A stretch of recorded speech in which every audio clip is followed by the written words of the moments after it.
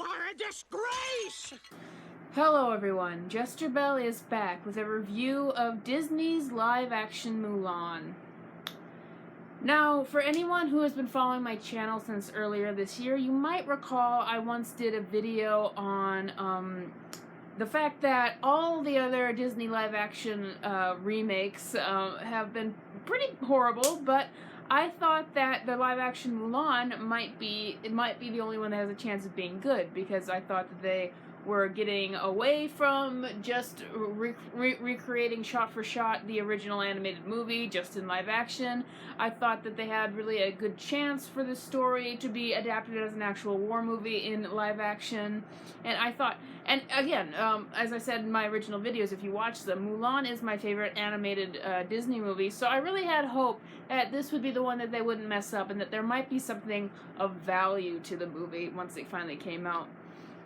Boy, was I wrong. Boy, was I ignorant and foolish for making such a statement after a track record of horrible remake after horrible live-action remake for their movies. This one might be the contender of one of, if not the worst Disney live-action remake. And before we get into that, let me just talk about anything positive I can say about this movie. So surprisingly, the only positive things I can say were in the beginning when the movie was a bit more like the animated Mulan. Now, of course, through movies like Aladdin and The Lion King, which I unfortunately sat through, I was just completely bored through the entire thing because I'm like, this is literally just a lesser version of the original. It's a shot-for-shot remake, just done with less emotion, less soul, less originality, less creativity. But I'll be honest with this one, I wasn't bored. I thought that there were some things that they did a bit like the original, like the kind of jokes that come out of a woman being in a camp with a bunch of men, like when the men are all talking about their ideal girl, of course, which is done differently in the animated Mulan in a song, and it's done differently here as if it were just a more serious live-action movie.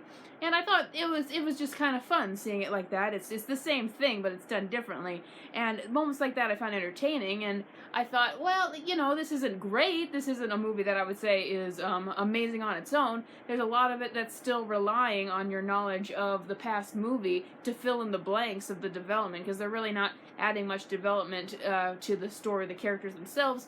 It largely relies on your knowledge of the original, but for what it's worth, it was entertaining when it started out.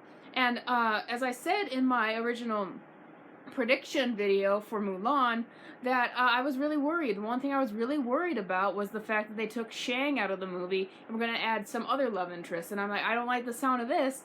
That was one of the only parts I liked about this movie, the new love interest. I thought, you know, for what little he got, he was actually he actually got a bit more development than Mulan, which just goes to show you how very little development any of the characters got in this movie. We'll get to that in a second. But for what the little bit we got from him, I liked him. I liked how they were setting up his and Mulan's relationship. We do nothing with it, but I thought you had something there, and I thought that he was a good character for what bits we got of him. And that was just something, you know, very good, and that kept me engaged and kept me curious about the movie during the beginning. So, but then there's just something about this movie that just blew up, and the more it evolved in the story and the more it developed, it was the cancer that ate away at this movie and completely ruined it and completely made it insulting for the original film and the entire concept and the entire theme of Mulan.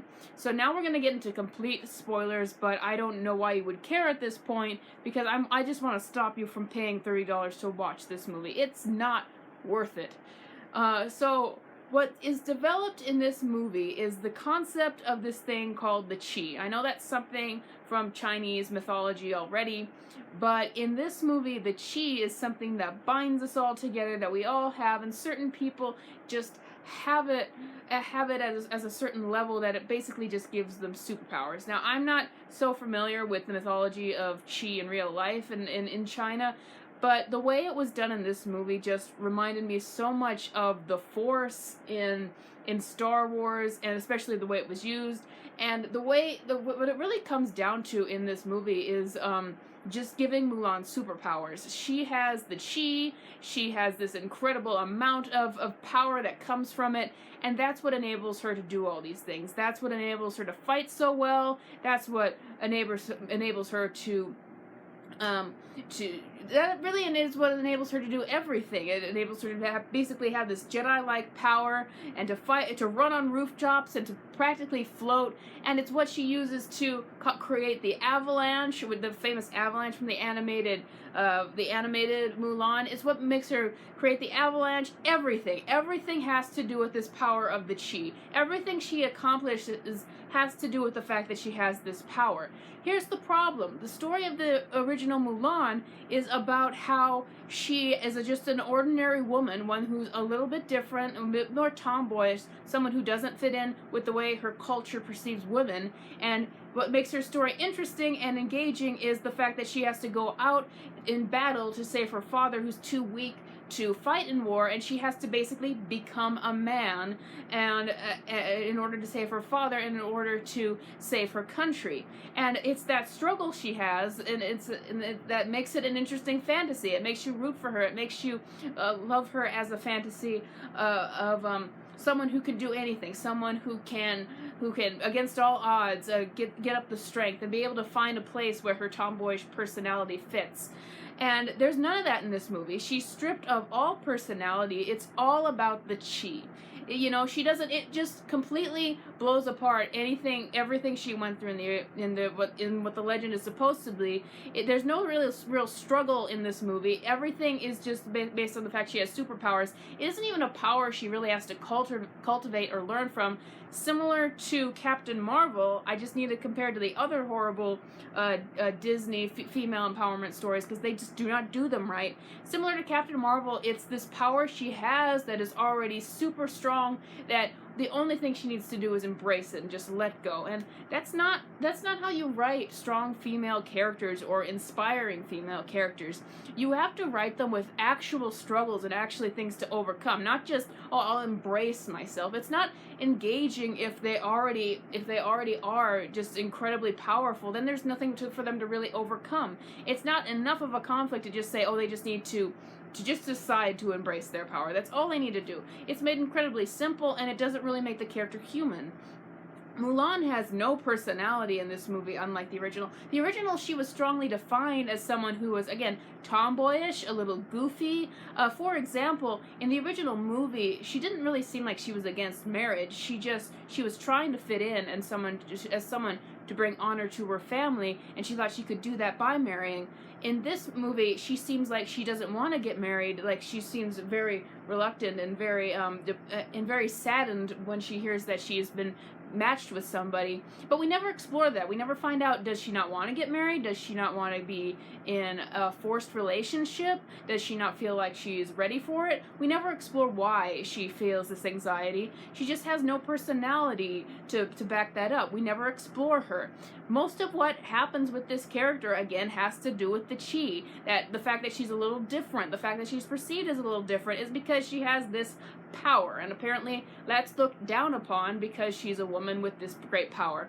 But the fact that she's a woman, and that is very strong to the original movie, the fact that she is a woman in this very man's world and she just doesn't fit in with her culture's perception of what a woman should be, that is severely watered down in this movie. It's barely about man versus woman in this movie, which is integral to the themes of the original movie. It's just, again, about the chi. It's about how she and the witch character who's in this movie, who's supposed to be basically a mirror of her, it's about how they are used or exiled just because they're women with this power. Not just to being women in a certain position, they are women with this power. It's all made about this power. And Mulan's just as flat as a flattened bug in this movie. She just does not have any character. And about the witch in this movie, and that was of an addition from, I believe, the original Legend of Fa Mulan, she is a pointless character, even though she's built up to be this kind of mirror for Mulan. She first is enslaved and is fighting for the villains, but then she has this really climactic revelation and sacrifices herself for Mulan, and their relationship is not developed to that point, and the witch essentially doesn't do anything in the end to she doesn't really do anything to help anyone. She could be cut out of the movie completely and it would run pretty much the same. There was no reason really put her in the movie to make these changes. It was just rushed and embarrassing to even keep her in the movie. And it's just ridiculous. Again, you've got Mulan flipping around and doing kicks and kicking spears around and throwing arrows here and there, and it just looks ridiculous. And I'm like, this is not what the original Mulan was about. This is not what made it work. This movie is not going its own way in a way that works. What really and Mulan, and I really thought this over in. She's just another one of their flat Mary Sue characters. Mulan in the original movie was not a Mary Sue by any means. She was very much built on, her character arc was very much built on self-doubt, not knowing where she fit in, not knowing exactly what to do or what she was doing the right thing. There's just a great moment in the original where her identity is finally revealed and all of her fears basically come crashing down on her, and she feels this moment of great doubt, like she feels like the reason she did this in the first place, maybe they were for selfish reasons instead of selfless reasons. She doesn't know who she is or who she should be. That's the whole theme of Reflection in that movie. And Reflection, the song, is played in like this glorious orchestral version in this one, but it doesn't fit with the movie at all. In this movie, Mulan is always making the right decisions at the right time. Like, she does deceive people into thinking she's a man, but instead of having that moment where her agency is taken away from her and where she just kind of flounders and doesn't know what to do with herself, she always makes the right decision. She decides, I can't be deceptive anymore. I'm going to turn myself in and accept execution and dishonor if I need to. And that just makes her, again, flat. It doesn't make her interesting. We talk about agency so much with female characters these days. What people don't realize is sometimes it's very human and very interesting to watch that agency be taken away, to watch the character flounder. That's what I'm talking about with this moment in the original Mulan, where you get to see where all her worst fears come true. We don't get that in this movie, and I don't know if it's because Disney has an agenda with how they want to portray women in film, as it's just these if they think it's going to be inspirational to just portray them as always making the right decisions, or I don't know if they think that legitimately is going to be inspirational to young girls, but it's incredibly misguided. If Mulan is just a shell of a character, if she's just a cardboard cutout, then girls are not going to relate to her. I related to the original Mulan, and I looked up to the original Mulan as a character because she had these conflicts and she had real challenges that would prevent her from doing what she wanted to do. This one has everything taken care of her because she has the superpower. There is a time and a place for characters with superpowers, but it isn't in this story. So the theme of reflection is just gone from this movie. Mulan is just a just completely flat character, and the movie really is about her embracing this superpower. It's not about her really finding her place as a person who doesn't fit in with this culture. It all comes back to this superpower, and that's why I say that is the cancer that eats away at this movie. Pretty much all the horrible things in this movie can be blamed on that. It sucks away elements of character development. It sucks away the themes of the story. It sucks away the conflict of the story. It ends up making a lot of embarrassing moments. So this is just one of the most, this is just a disappointment, and that's a little embarrassing for me to say because, I should have known better with all these Disney remakes. They're not made with people who really understand the characters and themes. They're not made by people who really have a real creative vision for what they want to do with the story.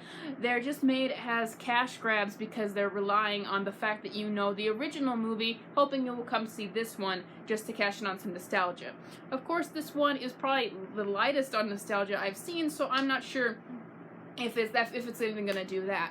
Now, one thing that I've heard in understanding why this movie is what it is that they were really making it to appeal to China. China is huge right now in terms of making money for movies, and the original Mulan, famously, despite being set in China, did not do well in China at the box office. So they were really using this movie to appeal to China, And I think that might be a reason why the themes of the feminist themes, man versus woman, and woman's place in the culture, I think that that might be why those are just flattened down a bit, and why we're focusing more on the superpowers, this whole superpower thing. I think that that might be why it might be why there's a lot of ridiculous action in the movie, which some people have pointed out is kind of unique to some Chinese movies. But they really failed if they were trying to appeal to China, because apparently the Chinese are hating this movie right now, and they do not think it understands their culture. So, big backfire for Disney, and they're definitely going to lose at least some money on this movie, if not because people dislike it, but just because the coronavirus has shut down theaters, and even on streaming, this movie is not going to make nearly as much as it did if it was released in the theater. So it really disappoints me, and that's probably the last Disney live action I will ever pay to see. This is the final one. I just wanted to give a chance. I was rooting for it. I'm like, you have a chance to be good here, and they just weren't. And now Disney is gonna go forward and make a live action Cruella movie. It's gonna make a live action Hunchback of Notre Dame movie. And guys, you can complain about them all you want, but until we stop paying to see these movies, they're just going to keep coming. They will find other ways to cash in on these movies. Because people say that Disney is just all about pushing an agenda, pushing a certain political agenda. Disney is all about making money. That's what it all comes down to, and they won't stop making these remakes until the money stops, until people stop paying for them, and this is where my buck stops. I'm not giving another one of their remakes another chance whatsoever. This is just bad. Please, I would say, just take others' word for it for now. If you're really curious about this movie, watch it in December when it comes for free on Disney Plus. If you're already subscribed, just don't actually pay to watch this movie again. Go watch the original Mulan, because that's a movie that actually has interesting characters, interesting themes, good songs, a well-executed concept. Just avoid this one. Don't watch it. It does not understand the Mulan character. It doesn't know what's going to appeal to anyone. Just leave it be. Do not watch this embarrassment. So thank you for watching my review. I know I just rambled on about how bad this movie was. Did you watch the horrible live-action Mulan? Did you think there was anything redeemable about it? Let me know in the comments below, and I'll see you for the next video.